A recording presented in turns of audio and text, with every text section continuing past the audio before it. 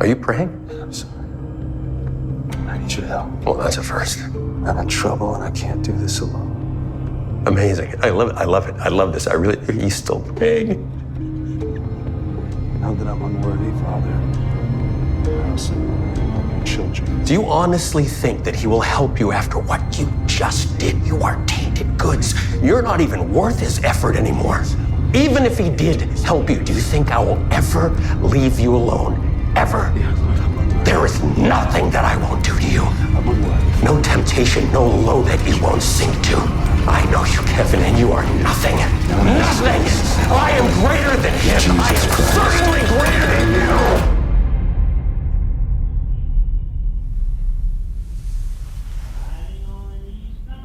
Welcome everyone. This is the live Instagram and we're here, Rhythm and Roads. So I'm going to start the introduction. Welcome back to Rhythm and Roads podcast. I'm your host, Joshua Jacob. We are live with director, producer, and writer Brock Heasley of The Shift. Welcome back, sir, to Rhythm and Roads.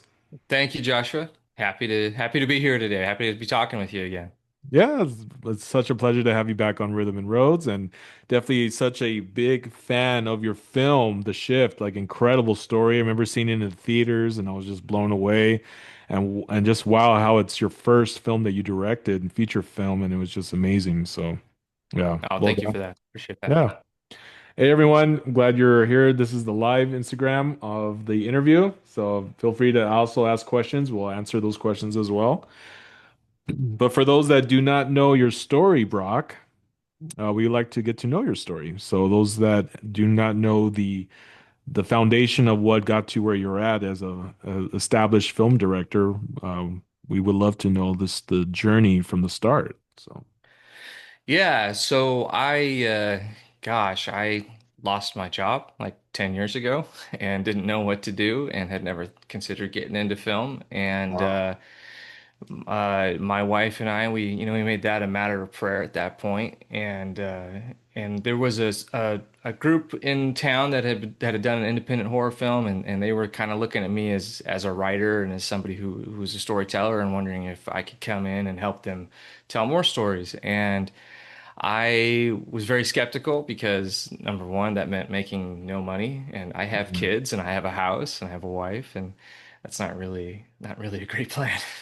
But we did pray about it and realized that okay, this is the right path. And sure enough, I made no money for a very long time, but I did make Wow. this short film called The Shift, Hmm. with what very little money we had, which was very, very little.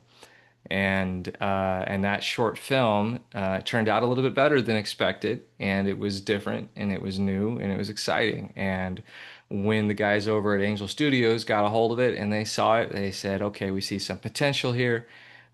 Do you have more to this story that you can tell?" And I said, "Yes, I do. I think I know how to turn this into a movie." And they said, "Well, great. Well, let's help you do that." Hmm. And that turned into a years long odyssey that led to the making of the film. Wow. No, incredible. Just the fact of you use so much faith and just trust of the unknown after losing your job, losing what you did. And it's just, you get to that point where instead of looking for another job, you're just like, you know what? Let me maybe, I mean, looked into film and just like, Yeah. that's incredible how you were able to just go from that point of trusting God to lead you and here doing a short film of the shift. And then, I mean, what an incredible journey. But there's also more to it, right? I mean, something with your dad, the journey on that. Yeah, well, I mean, look, if you're going to tell a story, you want it to be something that Yeah. that is meaningful, and especially since if you don't know you're going to get another shot at it, it's like you gotta do the story that means the most to you. And so part of my story, yeah, is that my father was involved in an armed robbery. He was not one of the shooters. He was the victim of an armed robbery when I was about 12 years old. Wow. And then 7, 8 years later, he was the victim of a second armed robbery, and in that one, he actually was killed. And so I had this experience in my life where, Wow. those are formative years. 12 to like 19 is how old I was when he died. Those are really formative years, and I got to see his example of forgiveness as he wrestled with what had happened the first time. And then I Mm. got to implement that example and also implement the teachings of Christ. You know, at that point, by the time I was 19 years old, I had a firmly entrenched testimony, the reality of Jesus Christ and the reality of his atonement and the forgiveness that we can receive by calling on his name. And I also had a testimony that it was required for us to forgive everyone. Right. And so when my father was killed, that was a decision, you know, like, okay, how am I gonna treat this situation? Am I gonna get bitter? Am I gonna get angry? Am I gonna want revenge? You know, any of those things? Or am I gonna say, okay, um, you know, these guys did a horrible thing, but they're children of God too. And it was less of a choice and more of a thing that happened to me. I think because I had been well prepared by the example of my father, because I've been well prepared by the studying and the grappling that I had done with the things of God, that when it came down to the moment of my father being killed, um, I just knew how I needed to be, and I felt a an overwhelming sense of love come over me.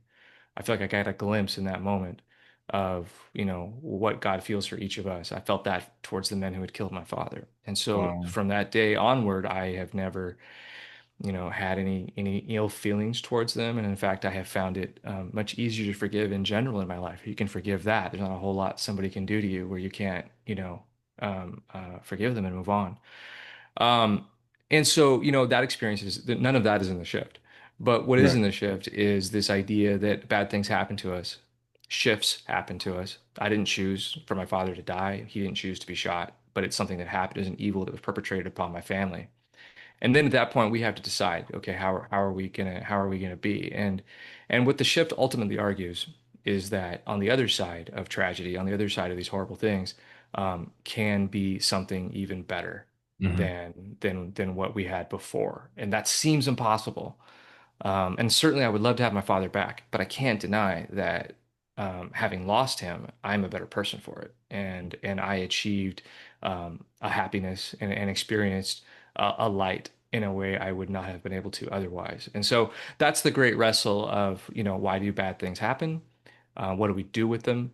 And the shift is wrestling with all of those questions and then asking, you know, where is God in that? Yeah. Is he absent? Is that why these things happen, or is there some other purpose to it? Yeah, that I gotta say, just that story itself is just it's really hard to, wrestle with the thoughts of like wanting to have, to get revenge, to try to get something because of what Hmm. happened to your dad. I mean, that's your dad, man. It's like, Yeah. but it's I mean, I can't imagine what you and your family went through of just handling the journey of just the sadness, depression, the loss of all that that comes with it. But how Yeah. God mentions that He will be with you during the deep waters, and that definitely was a deep water that you went through.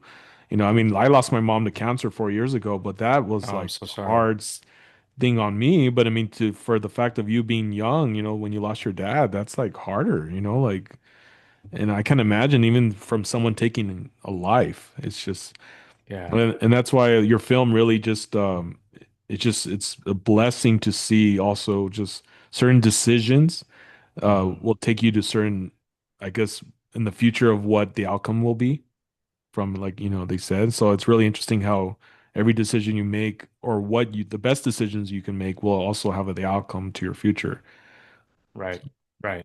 And you know, it's an interesting film in that way because you know the so much of the film is dealing with this dark stuff, Yeah. the difficulties of life. And you know, I still get comments every day from people who are encountering the film for the first time, and they're largely positive. But there's always one or two a day that are from people who say things like, "Oh, this is just so dark, and I can't Wow. watch it, and I hated it." And it's like, okay, well, you know, not every movie's for everybody. Yeah. But you know, we are not here on this world to just, you know, dance our way through the flowers. We're here to, you know, experience something Yeah. real and then Right. find light on the other side of that. And so to me, I mean, and look, I made it, so you know, I'm going to say this, of course, but to me, the shift is, it's all about light, you know, and whatever darkness people are experiencing in it, yeah, I mean, that's there, that's intentional, Yeah. but it's so that relief can be felt on the other side of it, and you know, not everybody connects with that, and that's fine. People have different experiences; they approach things in different ways. but it's a fascinating film in terms of the response to it. I'm continually fascinated by the response to the film, how people can read it so differently. Mm, yeah. And honestly, my favorite films are that way. My favorite films are the ones where people, have very diverse reactions to them. There's very few films that I truly love that are just beloved by everyone. And so I take it as somewhat of a badge of honor that people have these such disparate um, reactions to the film. I think, setting aside quality for a moment, I think it says more about where they are in their life than it necessarily does about the film in terms of their reaction to the quote unquote dark parts of the film. Right. No, I agree. And yeah, there are certain parts of the film that I could see what they mean by that. I'm Yeah. like, oh, why would, but I love it. I love this edge of to it, the edge, how it's edgy Yeah. and just the dark side. But man, I couldn't like just to see that that's your first film, right? Your first feature film. Right. First It's feature film. like man, dude, it's just well done. I mean, it's just Oh, thank you. and that's why I wanted to ask you, like, before we get more into it, just like where did you learn to direct and do such an incredible film? Who helped you on that path? Well, look, a lot of people help me on that path. I Yeah. mean, one of the reasons I love making films is because it is a collaborative medium. So, if you're talking about you love the film and you think it's of high quality, then you've got to give recognition to the producers. You got to give recognition to the cinematographer, the first AD, the Yeah. actors, the costume department, the production designer. All of these people contributed their talents. And to be honest, we had a really great team assembled on this film. Um, and I was brought into the industry, like I said, by a couple of guys, Travis Clough and Chris Loafing here locally. They were more focused on horror films, which wasn't really my bag, but it was a good learning ground for me. Okay. The really only way to really learn how to direct, and ultimately, when it comes down to it, that's my primary responsibility. Is like the costume designers can design costumes, producer's going to produce, cinematographer is going to set up the camera, but it comes down to there's only one director, and that's me. And the only way you can learn how to direct is to direct. So prior to making the shift, I had done a couple hundred education videos, which were very, very simple. I had directed a couple of short films, which was extremely helpful. But I definitely jumped into the deep end of the pool with the shift because Yeah. the biggest thing I had directed prior to that was my second short film. I had a $20,000 to work with on that. Wow. The shift's budget ended up closer to $7 million. So it was Wow. quite a jump, and the only reason I was able to make that jump is because of the terrific people that were surrounding me. Yeah, that's awesome. Yeah, and I totally agree. It's all the team effort and everyone that's involved that makes it the way it Yeah. is. But wow, incredible. So the point of moving from the point now having the film out for about what, 2 years now it's been out? A year and About a a half? year and a half, yeah. Year and a half. Now you have a book that you wrote. Yeah. Yeah, so you want to share about the shift on the book? So yeah, so after the shift came out, I I never thought I would tell the story again. I mean, at this point, the shift started out as a short story, then I turned it into a short film, then I turned it Yeah. into a feature film. So I told the story three times already. But I felt like there was one more telling that needed to happen, and that was to take that movie and take all the different iterations of that story and turn it into a novel. And Mm. so that's what people can read now, which is the Shift novel, which it technically is an adaptation of the film, but it's so much more than that. As the person who wrote the film, because I not only directed the film, I also wrote the film. Yeah. I'm able to bring a lot to the table when it comes to that book.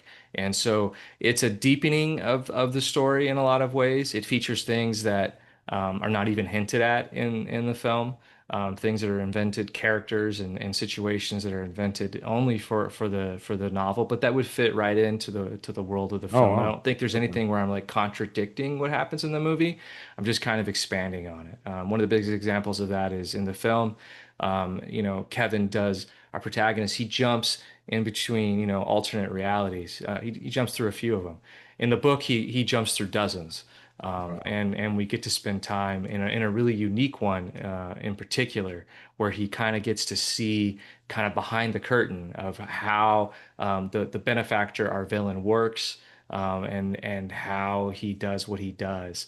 And it's probably my favorite chapter to write because it was all new and it really got gave me a chance to explore some of the ideas that are in the film, Yeah, but that aren't fully explored. And that's the great thing about a novel is you get to more fully explore things. And I so agree. so that's what Yeah. the novel is. It's a fuller exploration of the story that you already know.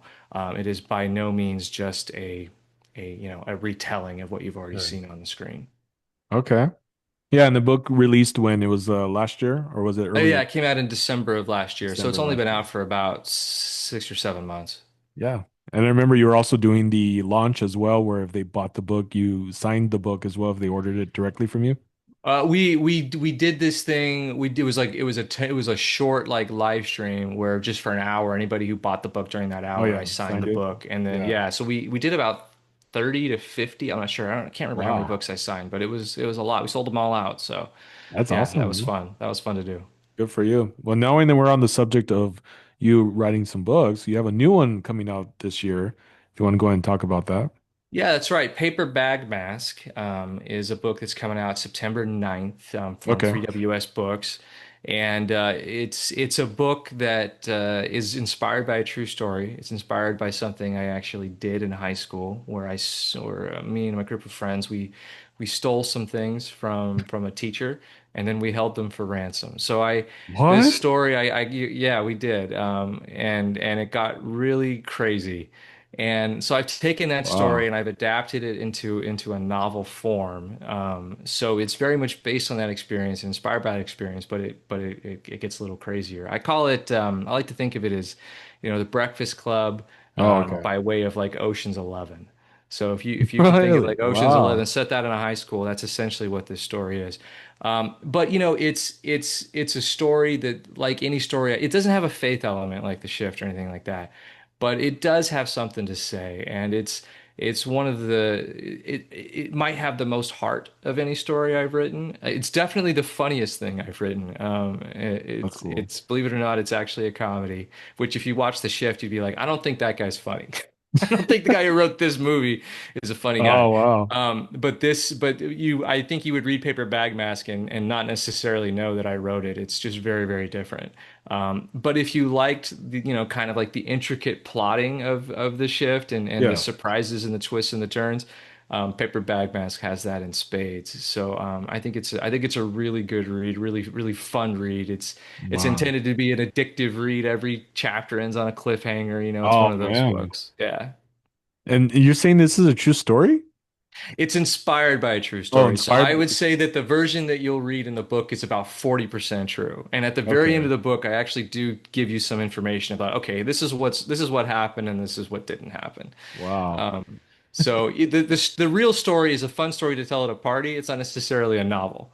Okay. So I took the very real events of stealing things and holding them for ransom and making ransom videos and the whole school watch, like all of that is true. I did all that. Wow. But there's a lot of stuff in there that I didn't necessarily do, but that's a lot of fun anyway. Yeah. Well, I look forward to reading it. I'm already like, is this going to be made into a film or what's the idea behind the book? I mean, look, any story I write, I would always love to make into a film. So, Oh, man. we'll see. It hasn't come out yet. Hopefully, Yeah. people like it. If Yeah. people like it, that increases the chance we get to make it into a film. So we'll see what happens. Awesome. We'll look forward to it and reading it and let's see what the future holds for the book. So Yeah. wish you the best on that. Thank So you. for the journey on the shift, I just want to ask, for the finding the actors when we got to that point, like so who did you know who to like play the certain parts? Like how did you go about that? Finding the right actors for the right parts for the film. Yeah, the casting process is such a difficult process. Oh, I bet. It's Yeah. so much of like, well, this is who we want. Can we get them? Can we Yeah. afford them? Do they have room in their schedule? There's so many things that have to line up to get Right. the actors that you want. Um, you know, I think in a film that that is meant to be, which I believe The Shift was, Yeah. you eventually find your way to the right actors, and it becomes a thing where no matter who you had in mind originally, it doesn't matter because the person that you end up with is perfect. Mm. One of the examples of that, this isn't talking out of school because this was publicly known at the time, but we originally cast Jorge Garcia in the role of Russo in the Oh, film, okay. which is the guy who owns the Vicaviewer Theater. And I don't even think his name was Russo. I can't remember what his name was originally. It was like Rodriguez or something like that. And so we cast Jorge Garcia, and then sadly, right before shooting started, Jorge had to drop out. He had a scheduling conflict. Oh And wow. so we were scrambling, like we were literally like rolling film, and we're like, oh crud, we just lost this like really important character and an Yeah. actor that I was really excited to work with. I'm a huge fan of Lost. Yeah. Jorge played Hurley on Lost, and but we ended up casting John Billingsley. He had an open schedule and he was willing to come and do it. And John is one of my favorite actors, and he does Wow. such an amazing job as Russo. And he's a guy that I would love to work with again. I'll work with any chance I get. And now you watch that movie and it's like I can't even picture Jorge Garcia in that role like Russo is John. So Amazing. that's the drama of casting. Yeah. Sometimes you're literally casting while you're shooting, and that's terrifying because by the time you're shooting, you've got a schedule, and you know that like this actor who plays this character has to show up on these days. And if you're casting while you're shooting, you're basically going out to actors and saying, you have to come on this day. And if you don't come on this day, we're screwed. Yeah. So which gives the actor a little bit of power, but also gives you the power to say, if you can't do it, then you're not the right actor, and we got to move on. But thankfully, John came in. Well, But yeah, that's thankfully. that's just one story of many. Every actor, Oh there's a man. different story of how we ended up with them, and Yeah. it's always fraught. Yeah.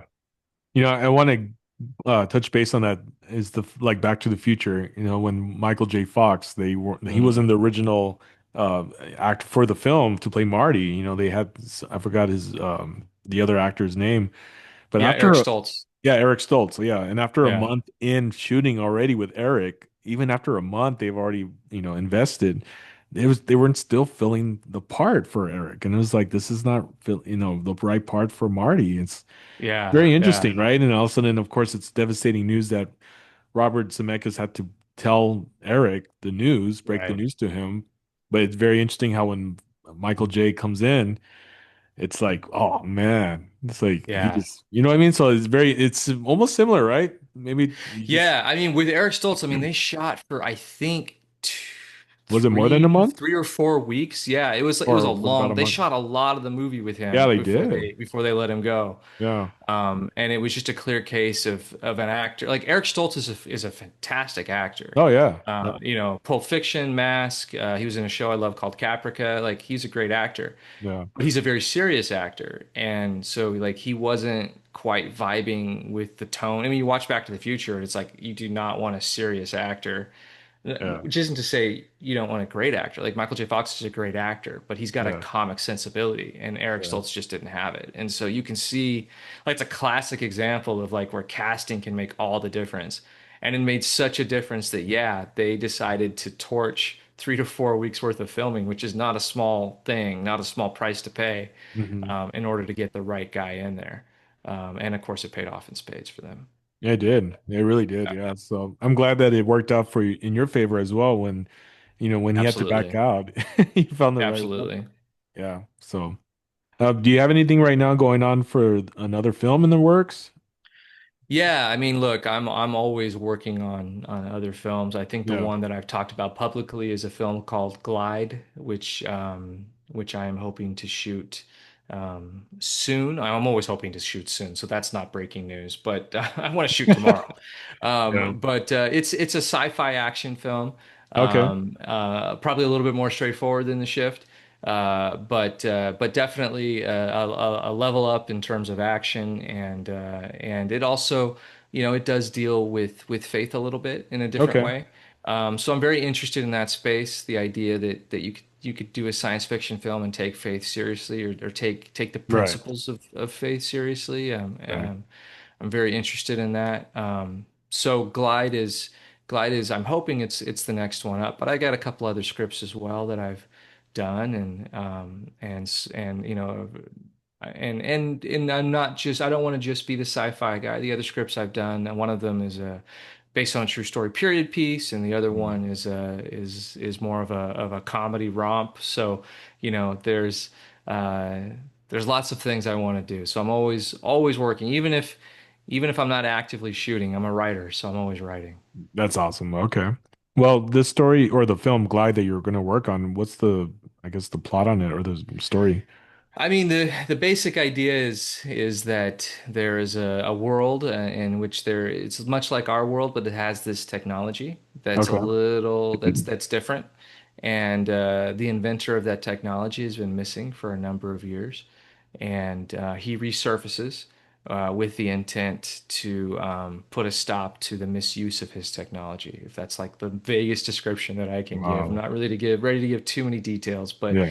but it definitely it's a movie that's going to deal with things like trauma and regret and can we forgive the unforgivable, especially when that is within our when it's something that we've done, can we forgive ourselves? Yeah. So that's kind of what I'm interested in, dealing with that and doing that within the context of an action film, which I think is interesting to me, because usually action films are revenge films. It's usually about, you did me wrong and I'm going to go after you and I'm going to take you down. So I wanted to do an action film like that's got the car chases and hand-to-hand combat and gunfire and all that stuff. Yeah. But it's not a vengeance film. Mm. It's the opposite of that. The So opposite. that's what I'm interested in. I think I found a way into that Okay. nobody's quite done yet. So Yeah. I'm excited to do it. Well, I'm excited for you. I look forward to seeing this. Probably what it's going to come out in 2 years, maybe year and a Oh, half. who knows? I mean, it's always the challenge with these things is getting the funding together, Oh, okay. and and that can, who knows how long that takes. But I'm hopeful. I think the script is strong, and the partners I have on it are very excited about the possibilities. So I think that once we start pitching it around town, as it were, Yeah. I anticipate a positive response. But we'll see. Awesome. All right. Well, let's see if we can answer some questions. Yeah, Uh, we have any? we have the Orbit Mad Dan fan page. I know she's been uh, on here. Let's see. Anyone else trying to see what? I don't know if you could read it on your end. What's I going on? can't. Oh, I I can. gotta. Okay. Let's Yeah, see. I can't see it. She's saying yes, every decision creates world, but also creates possibilities. Yes, every decision. Oh, shit. I love that Brock's story doesn't give answers so much as it inspires deep thought and more questions. I Uh, like that. and then Paperback Mask is reading story Brock let some of us read early. Oh, Yeah, don't want to yeah, read the book. A little sneak peek on that. yeah. So I had a number of people who read the book early and dropped some reviews on Goodreads. If you Oh go on yeah. there and look up Paper Bag Mass, you can see like early reviews. And yeah, they've been really positive. They've been really positive. People have Oh, responded well cool. to the story. No, nice. Yeah, I look forward to reading it too. Yeah, I think On you'll that. enjoy it. Oh, I think that we have one more. All of Brock's projects are captivating stories with so much heart, no matter the genre. His sci-fi is fascinating, but his paperback mask it hooks the reader just well. Oh, cool, man. Cool. Wow, that's Good for nice. you. Look at that, putting on that. Well, I didn't even know it was already out to read a little snippet of it.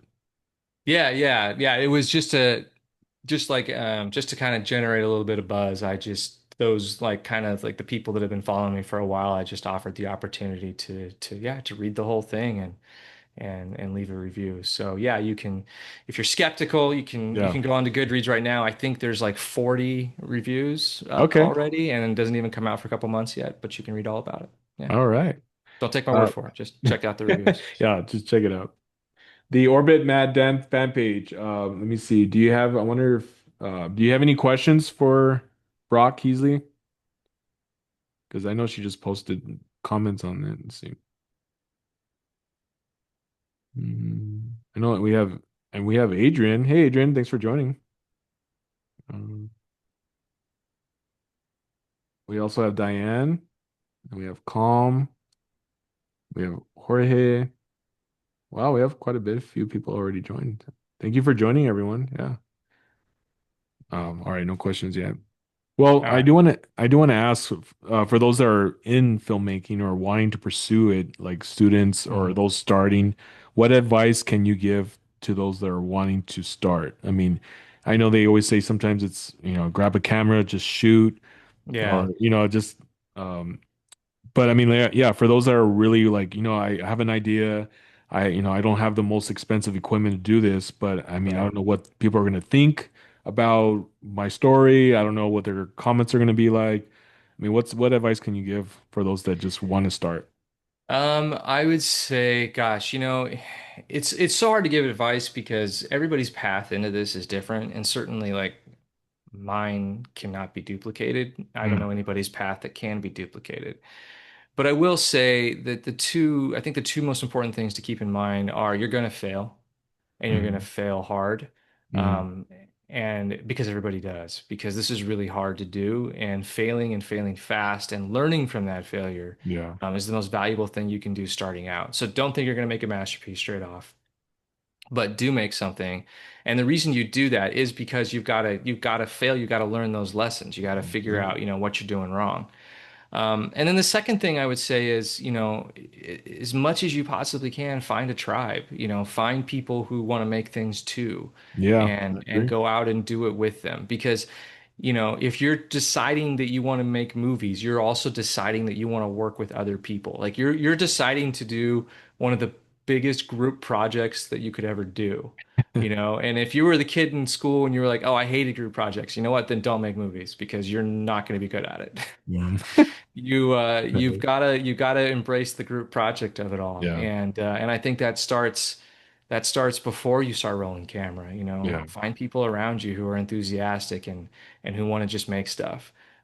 Because initially you're not gonna have money, unless you're a rich kid, which kudos to you, and you can go out and buy cool cameras and pay people. That's great. yeah. But most people, it's not like that. I wasn't like that for me. I my first short film was The Shift. I spent $500 to make that Wow. movie, and I spent it all on the food to feed the crew, and the cast while we were shooting. I just, like bought pizza and steaks and stuff.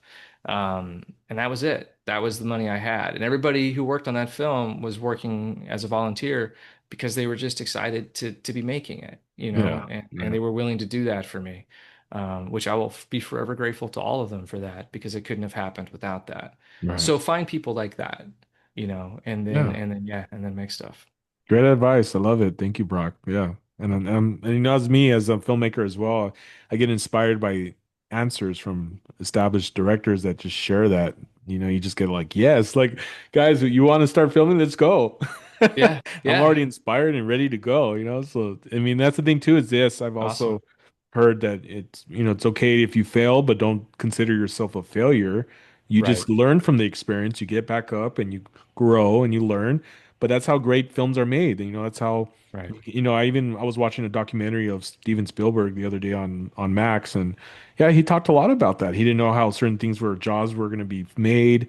He Mm-hmm. was kind of like at his lowest, where he was just like, I don't know how I'm going to do this, but they made it work. I mean, Right, right. they went through different things where he was just like, man, I'm so much pressure's on me to get this done and trying to figure out this and that, and I don't know, but I mean, look, it came out Yeah. great, right? No, it did. And yeah, Jaws is a classic example of a movie that should not have been any good because man, everything went wrong on that movie. Yeah. There you Um, go. and Yeah, and Spielberg got really, I mean, look, I'm not going to say lucky. Spielberg is talented enough that he was able to turn all of those failures into one of the greatest movies of all time. exactly. But Spielberg also has made some real clunkers, some No, movies that true. just were not good. And he did that after Jaws. He did that after he made one of the greatest movies of all time. So, everybody can fail at any moment. And most of your failure, a lot of your failure is probably going to come at the very beginning. So just accept Yeah, that that's part of the process, and just go forward. Just go exactly. forward. I agree. Yeah, just go forward. I do want to make a comment. I think, let's see, Calm Irish. She said that working on the short of The Incredible was the shift wasn't so incredible. Okay, no, it was actually, where was it? I saw the comment.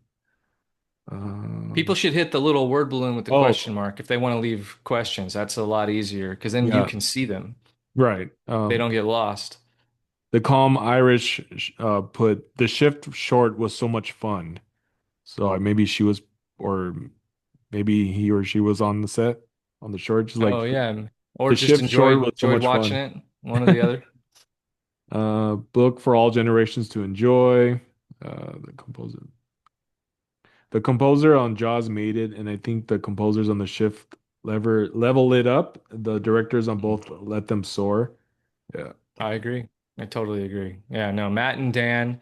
Dan Hasseltine and Matt Nelson, who did the score for The Shift. Yeah, I don't think the movie was really working until that score came in, which is really frustrating when we were doing test audiences and they were watching this movie with all this music that didn't belong. But but once that Wow. music got in there, I mean, yeah, the music was the film was always designed so that the music would really be communicating so much, and Matt Interesting. and Dan did such a terrific job. They really did. You know, news to me, I didn't even know Dan was a music composer for film. Like Oh from yeah, yeah. when I He's was looking into it like a few weeks ago, I was like, "What? Dan's into the that's awesome." Like, yeah. Yeah, he started doing that with The Chosen. So yeah, he oh, had a really? whole Okay. career, of course, as a singer-songwriter for Jars of Clay, Right, right. and now in more recent years he's turned to composing. So him and Matt are a team, and everything they've done has been for The Chosen, with the Okay. exception of my film, which I was very blessed to have them be a part of that. That's awesome. They're amazing to work with. Awesome. Wow. Yeah, I never knew that. So that's really great that his journey from Jars of Clay, now he's a established music composer with Matt. So Yeah, awesome. very Well, talented guys. well, before we close on the episode, I just want to see if anyone else has questions they want to ask Brock Heasley. Let's see. I just have a lot of comments on tell them about Oh My God. I don't know. So there is a section in the shift that there was a song that I scripted in from the first draft called "Oh My God" by Jars of Clay, and I did not at that time have any connection to Dan, nor did I know how. I didn't even know how to get a song in a movie. Like that's how ignorant I was when I wrote that. But I scripted it in, and then when we ended up hiring Dan and Matt. Uh, that was one of the first things was like, okay, Dan, are you cool with me using this song for this particular sequence? And that's a really tricky song. If anybody's familiar with Oh My God, it's very different than every other song in the Jars of Clay catalog. It's very different than every other song, I think, in the Christian music industry. Oh, I don't think I've ever heard it. It's Oh, very heavy. It ends on a not a sour note, but it doesn't end like on like so many Christian songs.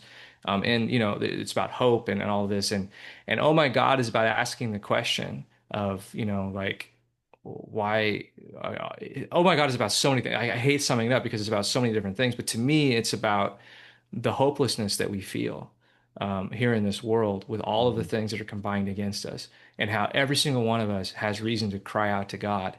And oh my God, ask the question of do we cry out in vain a bit? And because that phrase, oh my God, is taking the Lord's name in vain. And so this song is directly calling that out. Anyways, Wow. I've taken great inspiration from it because to me it's such a rarity, and it shouldn't be a rarity because it is such a powerful song. Hmm. But it's a song that is not about giving you answers, it's about asking questions more than anything. And so there was a sequence in the film when our protagonist is at his lowest, and I knew I wanted that song to play over that sequence. And when Dan and Matt came in to score the film, we made the decision to not only include that song, but they actually re-recorded the instrumental part of it. It's using Dan's vocals from a version that came out in 2013, but the instrumental part of it is completely redone to Oh, fit wow. with the Okay. film. So the original version is more of like an acoustic, Yeah. guitar and drums type of thing. And for the film version, they went with more with like synthesizers, and so it's a very different feel, but it fits the film Yeah. perfectly. Yeah. And it's on the soundtrack as well, so if people like it, they can check it out. On the soundtrack, it's a track called Hope. Um, but it was one of those things where from the very beginning, it was like, okay, I know I want this song, but how do I get this song? And Yeah. the quickest way is, well, just hire the guy that wrote it. Wow, that's cool, man. I didn't even know Yeah, that. See, I mean, and that's really cool that you worked with Dan and used the song from Jars of Clay, and then they just rewrote yeah. it for the film. Let's see. Brock's running. No, I think that's. Oh, I think that's it for right now. I do want to ask for us to get to know you a little side from the film is what is well, I guess ask you this. What's one of your most favorite films that inspires you as a filmmaker? Oh gosh, there are so many films that inspire me. Probably the one that's like my favorite film that I easily cite is a film called Gattaca, which is a film that deals with a near future, which has actually arrived at this point. And the movie came out, I think, in '98. Stars Ethan Hawke and Jude Law and Uma Thurman, and basically it takes place in a near future where not only have we completely sequenced DNA, which we have now, but we can actually make children to order. So you can say, "Oh, I want them to be an Olympic athlete," and if you have the money, you can pay to have that. And Ethan Wow. Hawke's character is somebody who was not born that way. He was born the natural way. And so he has, in this society, people of his origin, people who were born naturally, are at a disadvantage and they're looked down upon. But he doesn't care about that. Mm, He wants what he wants, and the only way to get what he wants is to impersonate somebody who was born with all the advantages that he doesn't have. And so interesting. it's about him navigating that world and trying not to be discovered for who he really is, and yet still live his dream. I think it's a uniquely American story in a lot of ways because it's about, you know, being a rebel and fighting the oppression, but it's all done in this really beautiful world, that I just it's such a well designed film, such a well edited film, such a well written film. Like to me, Gattaca is the whole package. So Wow. that's my go to movie, and it's a lot not since a movie that a lot of people haven't seen. Yeah. But I promise you, flip it on tonight, you will be hooked. You will I have not be not able to seen give it it. up. No, you have to watch it. You have to watch it. I think it's on Prime or something right now. I don't Oh, it know. is? It's on one of those. But even if you have to pay a few bucks to rent it, 100% worth it. I'll tell you what, Joshua, I'll pay you back if you don't like it. If you gotta pay like $5, I'll give you $5 if you don't like it. All right. Oh, that's funny. Well, thanks, Brock. I appreciate that. Let me look through the messages real quick before we end the interview. Let me see. Mm, I'm gonna look it from the top and make sure I got everyone. I think we're I think we're good. I just want to Cool. say thank you everyone for joining and everyone for watching on this episode. And thank you for your comments as well. I've read what I can to say thank you, Joshua and Brock. This was so good. That was from the Orbit Matt Dan fan page. So yeah, thank Awesome. you for watching as well, being a part of this. I know Calm Irish said the entire soundtrack is so good. I'm thinking it's from Yeah. the shift. It's So the shift. Yeah, it yeah, is. It's a good cool. listen. I need to listen to it. I haven't really looked through all the songs. I just heard Oh it from yeah, the no, check it movie. out. Yeah, you Yeah, can I find will. a playlist on YouTube or whatever, but yeah, it's great. Cool. Well, thank you so much. And then, oh, wait, more. In the 90s, I questioned my teen listening to Oh My God. Then I fell in love with All Over Again in the Shift. Oh, awesome. Awesome. Oh, Yeah. well, Diane, It's thanks. different kind of song. It can take a bit to get into it, but it's powerful. All right. And let's see. One more. Oh, they made a comment. Oh, I already read that one. Okay. Well, guys, I just want to say check out Brock Heasley's new book, Paper Bag Mask, coming out September 9th, correct? Yep, September Yep. 9th. So that's gonna be interesting. I'm really looking forward to reading this one, especially just what I already know about it. Like, wow. Yeah, But yeah, it's a but fun thank one. you guys for watching on this. Thank you for the live feed here. Everyone that joined, thank you as well. And check out The Shift if you have not seen it.